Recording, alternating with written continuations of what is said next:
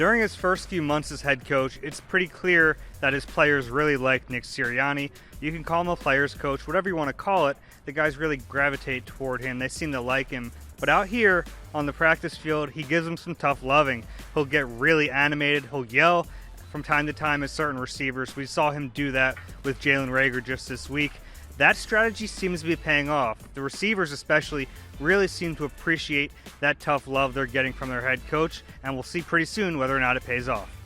You know what my experience is that if you're helping a guy become better, that's all that these players really want, is can this guy make me better?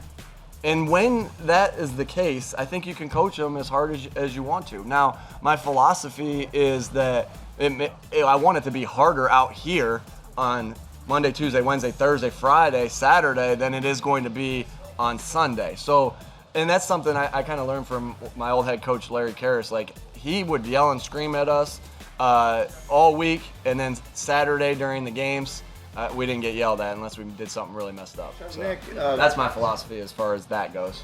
One thing we noticed from day one of training camp here at the NovaCare Complex is Nick Sirianni's practices are very, very short. The average practice the first week and a half has been about 90 minutes. Some have been as short as 75 minutes.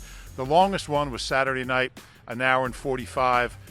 This is about an hour shorter than a traditional Eagles training camp practice over the years. You go back 20 years, they were doing 2 3-hour practices a day. So this is new. It's different. We talked to Nick Sirianni about it today, Thursday. He said it's all about keeping players off their feet, keeping them healthy. We all know the Eagles are the most injured team in the NFL the last few years, and it's really had a devastating effect on the results since the Super Bowl season. So these are very short practices. They're making up for it in meetings and film study, one-on-one sessions, and they are pretty efficient when they do practice. But it's unusual. It's innovative.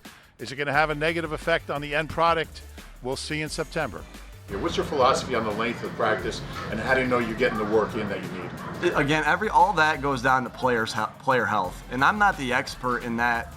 But I have to. So myself and our strength staff and our training staff and our doctors, and Howie, we all get together and we talk about how do we keep these guys, we have so much ability on the field, how do we keep them available, right? Because if they're not available, that ability is worth nothing. So that's just part of the design of what we're doing as far as the length of practices. But when we're out here and we're working, the standard is set very clear of how we want practice to be. So we feel like we're out here just enough of what we want to be out here as far as to just keep the guys healthy. But when we're out here, we're going and we're really rolling. We're practicing hard because, again, practicing hard, which we talk about as a group all the time, is how you get better also every single day.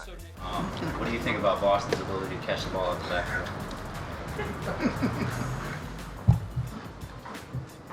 I've been with Boston for a couple years now. Been with Boston for a couple years now, man.